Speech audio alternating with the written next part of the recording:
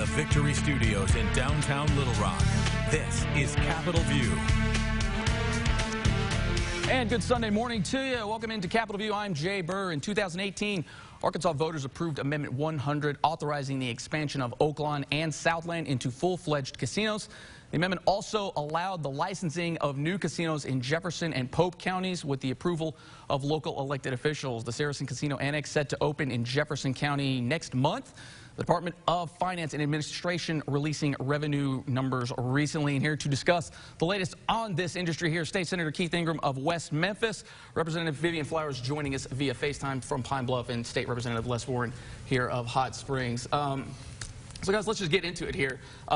Senator Ingram, I know you said you were a little surprised about some of the numbers, at least when it comes to how much was wagered at Southland compared to Oaklawn. I guess kind of why is that? No, I don't think I said that I was surprised. I said I think people in the state of Arkansas were surprised. Okay. We have known the volumes that Southland has done over the years, which from the time of electronic games of skill to date, the numbers have always been about 1.5 times what Oaklawn does. All right, and is there kind of a reason for that? I know there's a lot of that Memphis. Obviously, you guys have to deal with Tunica a lot over in that region as well. I guess what are your thoughts on just why that is and why it's booming over there? I think a couple of reasons, and certainly the Memphis market is a huge market that had gone to Tunica. But when the floods came in 2011, Southland was ready to take that business on, and they did a great job with it, and those people strictly began to come to West Memphis and never went back to Tunica. The track in West Memphis has pretty well taken the day business away from Tunica. What Tunica is doing now, they've got a lot of convention business. And with the hotel that's being constructed in the convention center, I think that the track there will cut into that. So some of that old habits die hard. Now they've kind of gotten into the habit of going over there to West Memphis here. Some of the numbers, though, before the Amendment 100 passed, we were looking at about 18% of all these revenues, or the taxable revenues, going to the state, and then 1.5 and then 0.5 to the county and the city correspondingly. Not much has changed on that. I know that the overall number has dropped down to about 13.5% in terms of the taxing up to $150 million. And then 20% after that, is that right? Yes, it's a flat rate. And what we've seen on the projections on the local level is that it's about double the money that for the county and the cities, and it's following along with the projections that they were that were made before the election. Now I know on the surface, and Senator Warren, you can jump in on this too.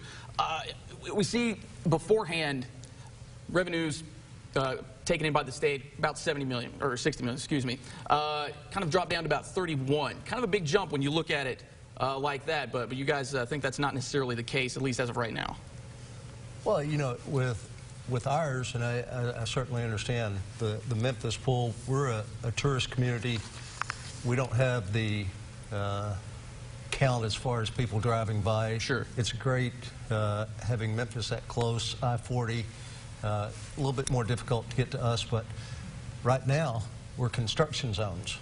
So and amazingly, I went to a meeting out there last week, and you cannot believe, even with construction and more difficulty getting in, the places are packed.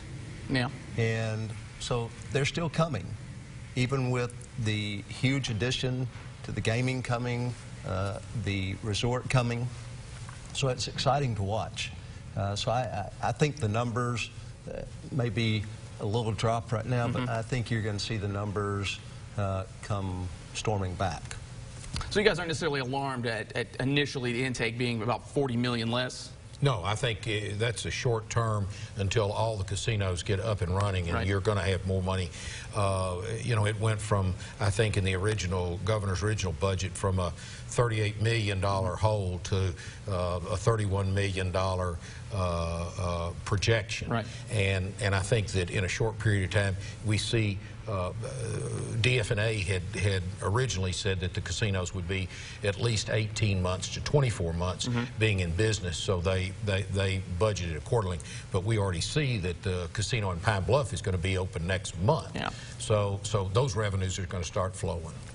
And I guess, Representative Flowers, you can jump in on that. I guess what's sort of the vibe down there in Pine Bluff when it comes to opening that up? I want to say it's October 1st is the deadline for that, or the target date, I should say.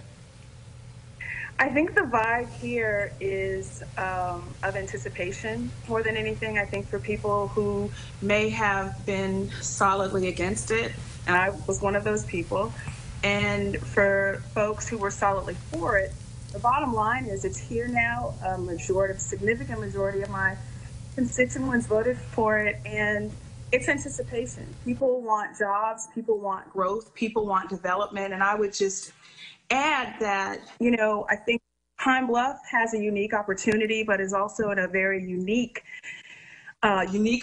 distinctive position because of the fact that, you know, we're not already a highly developed tourist destination like Hot Springs, and we are not so closely adjacent to a metropolis like Memphis. So we're sort of an island unto ourselves economically, in great need of growth and development. So I think that what's going to be really, really pertinent for not only the profitability of Saracen, but also the growth and the development of jobs and the growth and development of businesses outside of the casino is really responsible growth and investment in the city.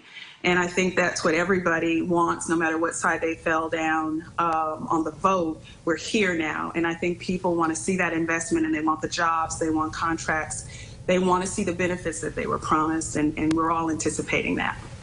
Hey, I'm glad you said that. I want to touch on that here, but first, just to get to some numbers here, for West Memphis, the city itself got about, was it $3.5 million in this last year, and then the county of Crittenden, 1.1. Obviously, you know, big boost to those budgets accordingly. I mean, how big of an impact is that really to both those entities? Well, it allows them to provide services that they normally wouldn't be able to provide.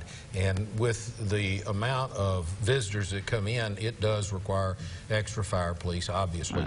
Right. But those numbers are the projected numbers, and they're tracking on that. About $3.6 million, I think, for the city, and about $1.1 for the county. And for Hot Springs, 2.1 and 732,000, kind of respectively there. I mean, obviously. And the same thing. I mean, yeah. you have, I mean, the police are more active in the area, sure. Making sure safety is a key issue.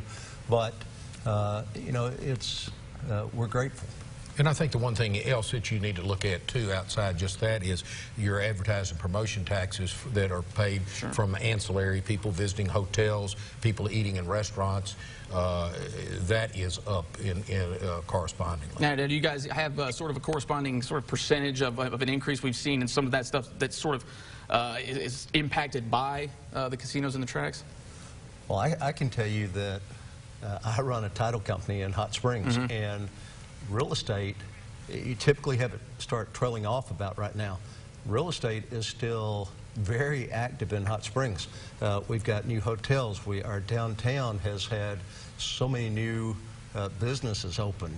It is, once this announcement was made mm-hmm. by Louis Sella, there was an electricity that was created, and Hot Springs is just a different place right now. Different vibe going on. You know, more jobs, new places, people looking to come there. We're working to add some amenities. We've opened new biking trails. Walton family has helped with that. Mm-hmm. It is just really neat to see the energy that has just evolved with all of this.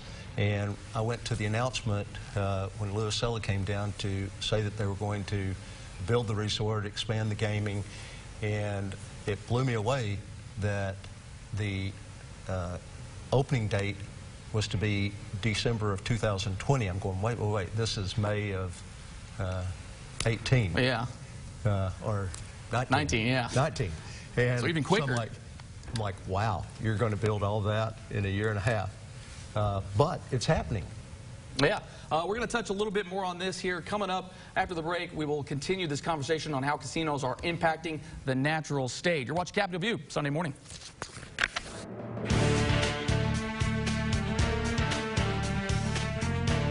Car Hop Classic for just $2.99 is the perfect 1-2 punch of flavor and value.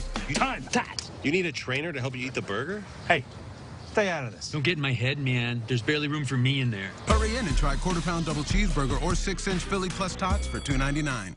Here's your Buick, sir. Actually, that's my Buick. Your Buick doesn't have a roof rack. This is my Buick. How are we going to fit in your mom's Buick? Easy.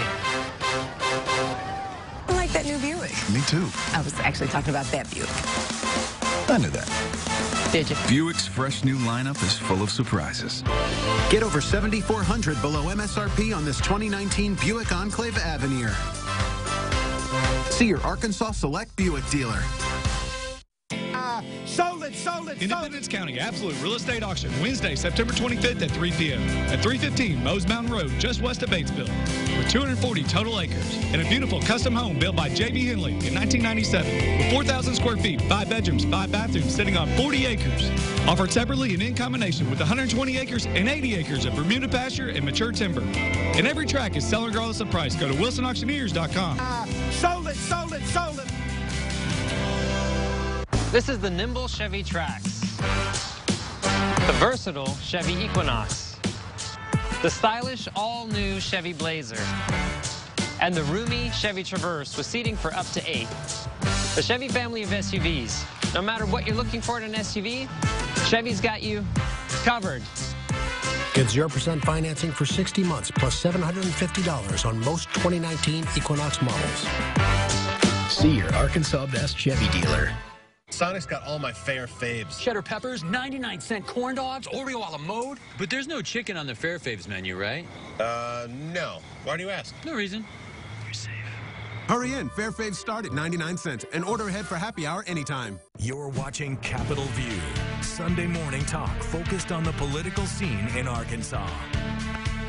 Welcome back to Capitol View. We continue our conversation on the impact of casinos here in Arkansas. The Saracen Casino Annex Q store set to open in Jefferson County October 1st. In August, more than 1,000 people attended a job fair, many of them actually leaving with offers. So, Representative Flowers, bring you back on here. And this one, you're seeing some of those benefits pretty quickly out the gate here. I know they've really accelerated their project down there.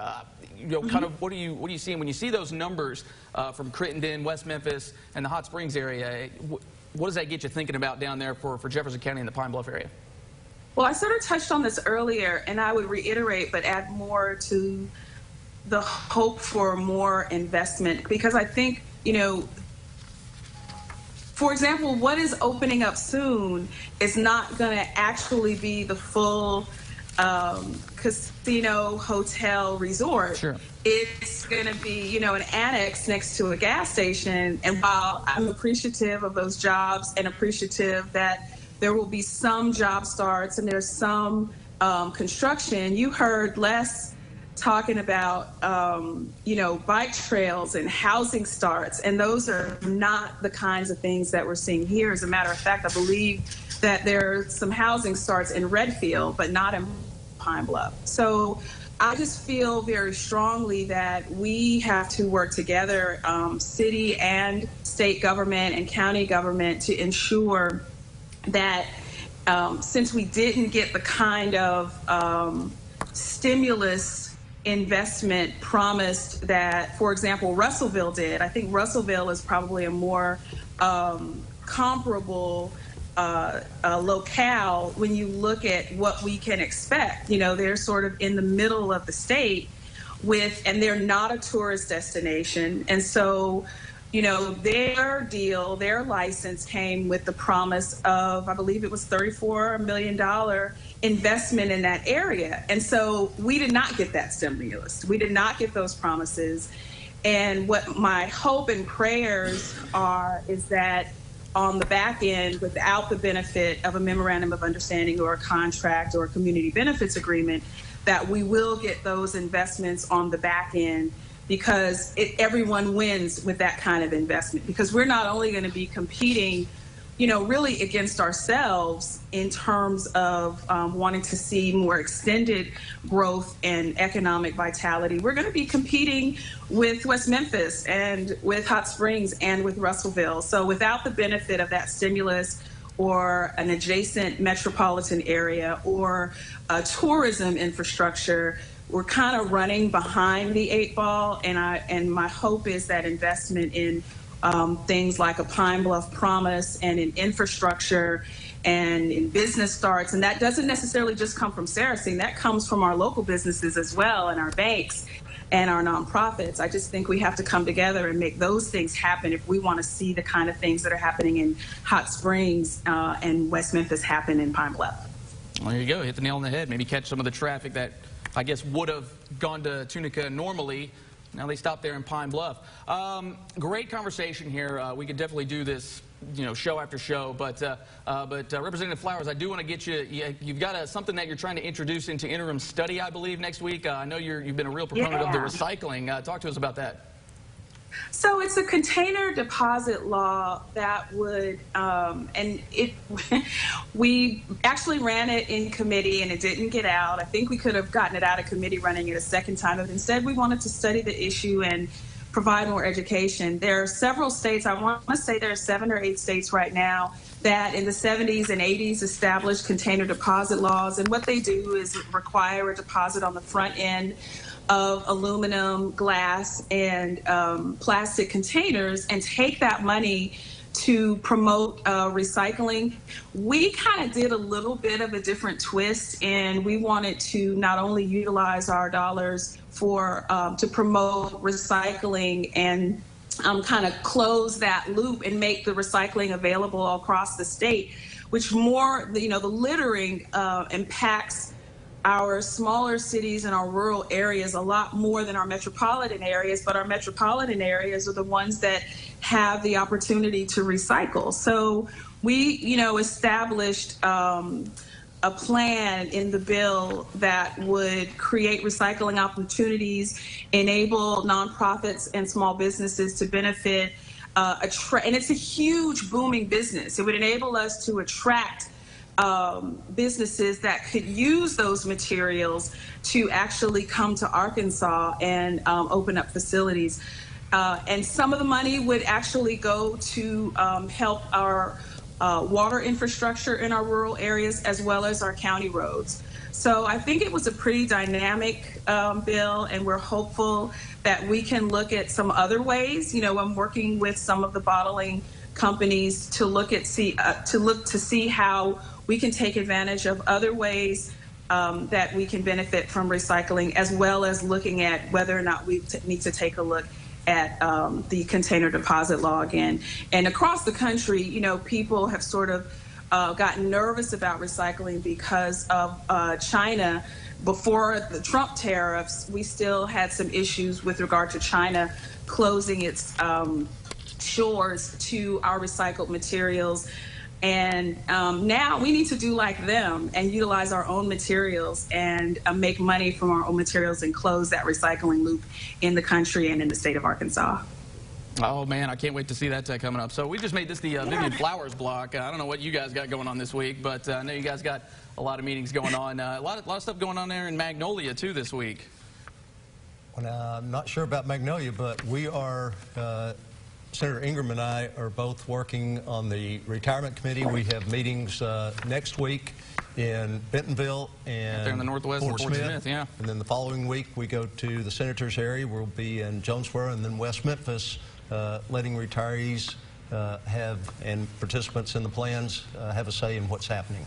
All right, so you guys can follow along. ARPX is the hashtag on Twitter and all that good stuff here. Gentlemen, thank you for stopping by. I know you guys are real busy. Representative Flowers, we also appreciate your time as well. Thank you. All right. When we come back, we take a look at your top political headlines. You're watching Capitol View Sunday morning. Feeling kind of tired? Don't lose sleep over paying too much. At FFO Home, our exclusive Certiqueen mats start at $198, not $600. Take yours home today. At FFO Home, you get the lowest prices every day. This is the nimble Chevy Trax, the versatile Chevy Equinox, the stylish all-new Chevy Blazer, and the roomy Chevy Traverse with seating for up to 8. The Chevy family of SUVs. No matter what you're looking for in an SUV, Chevy's got you covered. Get 0% financing for 60 months plus $750 on most 2019 Equinox models. See your Arkansas Best Chevy dealer. Charlie's Paint and Body, certified by the factories of Ford, GM, Nissan, Infiniti, all of them. They have the training, equipment, and the facility to get your car repaired to factory specifications. Charlie's even offers a lifetime warranty. Here when you need us. Charlie's Paint and Body. Here's your Buick, sir. Actually, that's my Buick. How are we going to fit in your mom's Buick? Easy. I like that new Buick. Me too. I was actually talking about that Buick. I knew that. Did you? Buick's fresh new lineup is full of surprises. Get 16% below MSRP on most 2019 Buick Encore models. Plus, well-qualified buyers get 3.8% APR financing for 72 months. See your Arkansas Select Buick dealer. Get more. Buy the footlong of the day and get 2 sides free. Choose from chips, 2 cookies, or a 20-ounce drink free with the footlong of the day. Make it what you want.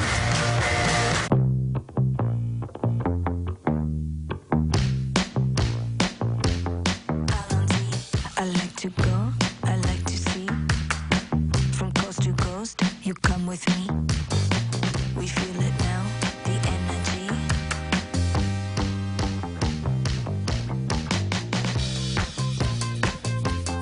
Finance the Infiniti QX80 for 0% APR for 60 months. Plus, get a $2,500 summer bonus at your local Infiniti retailer. Uh-oh. Stuck in your chair and need a little juice? How about this Lane chairside table with built-in USB and power? Only $128, not $250. You can take it home today at FFO Home, or you get the lowest price every day. You're watching Capitol View, Sunday morning talk focused on the political scene in Arkansas. A Senate committee put Google, Facebook, and Twitter on notice last week. Jesse Tenor reports lawmakers want to know how the internet and social media giants intend to prevent violent people from using the platforms to promote violence. We just don't allow the violence, period. Facebook, Twitter, and Google told lawmakers they have made progress toward protecting users from online hate and violence. The companies say over the past 2 years, they have removed millions of violent posts, suspended thousands of accounts, and hired hundreds of employees to search out hate speech that might encourage terrorism. Mississippi Senator Roger Wicker says the social media giants still have work to do. This is a matter of serious importance to the safety and well-being of our nation's communities. And Florida Senator Rick Scott pointed to a major failure. Someone with the username Nicholas Cruz had posted a comment on a YouTube video that said, "I am going to be a professional school shooter." Less than 6 months later, a gunman with the same name killed 17 people at a Parkland, Florida high school when Scott was governor. He asked the representative from Google, which owns YouTube, what happened. I don't have the details on this, the specific facts you're describing. But the companies say Parkland and other tragedies highlight why they've made it a priority to work more closely with each other and with law enforcement. Removing content alone will not stop those who are determined to cause harm. The companies and agencies now have better information sharing and technology, but say many times the content just moves to darker corners of the internet. The threat environment that we are in today as a country has changed and evolved in the past 24 to 36 months. As the platforms work to keep up, members of Congress plan to ask the Department of Justice for its help too. In Washington, I'm Jesse Tenor. State Senator Jim Hendren introducing a vaping bill. The bill looks to tax e-cigarettes just like tobacco products, and marketing to minors would be prohibited. The draft bill would also prohibit vaping and the use of e-cigarettes in all locations where tobacco smoking is prohibited under the Arkansas Clean Indoor Air Act. The bill proposes using revenues from this tax to go towards school safety improvements. Walmart also announcing Friday that they will halt the sale of e-cigarettes, saying they will sell through their current inventory. The State Plant Board met last week to discuss changes to the current dicamba use rule. The Plant Board approved an amended draft rule for dicamba application. During the 2020 growing season, applicators of the dicamba product must have a printed GPS map if asked for one. However, the use of dicamba during burn down is permanently restricted. The proposed rule change will be sent to the governor. If he approves it, there will be a 30-day public comment period. The Arkansas House will consider a resolution in October to expel Republican State Representative Mickey Gates. He pleaded no contest to charges that he failed to pay state income taxes for the past 6 years. Gates has refused to resign and will actually run for re-election. The House is allowed by law to be the judge of its members, but it can only expel a member once for the same offense. Voters re-elected Gates in 2018 while multiple felony charges were pending against him. A proposal Friday giving Little Rock School District some level of control back to the district.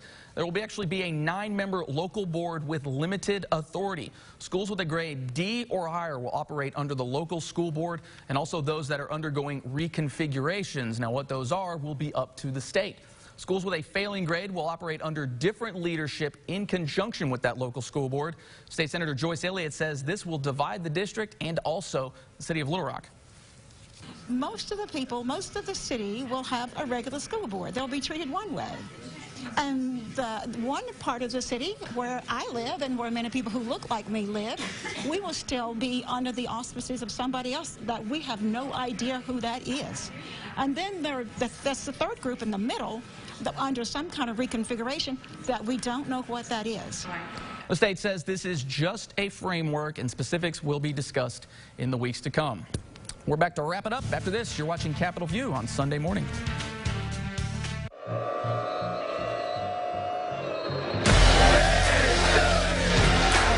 Touchdown, Arkansas!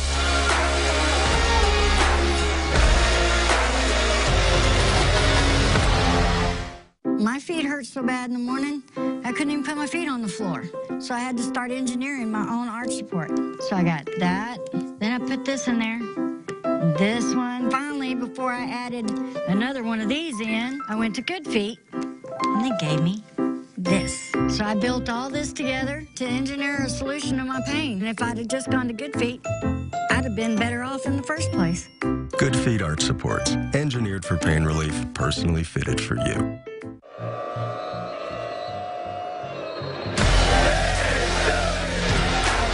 Touchdown, Arkansas!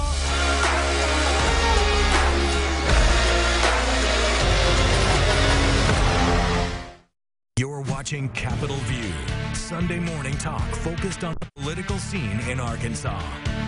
Well, that's it for today's show. You can find all our Capitol View episodes on our website, krk.com. We're back with an all-new Capitol View next week. Thanks for coming along for the ride. Enjoy the rest of your weekend.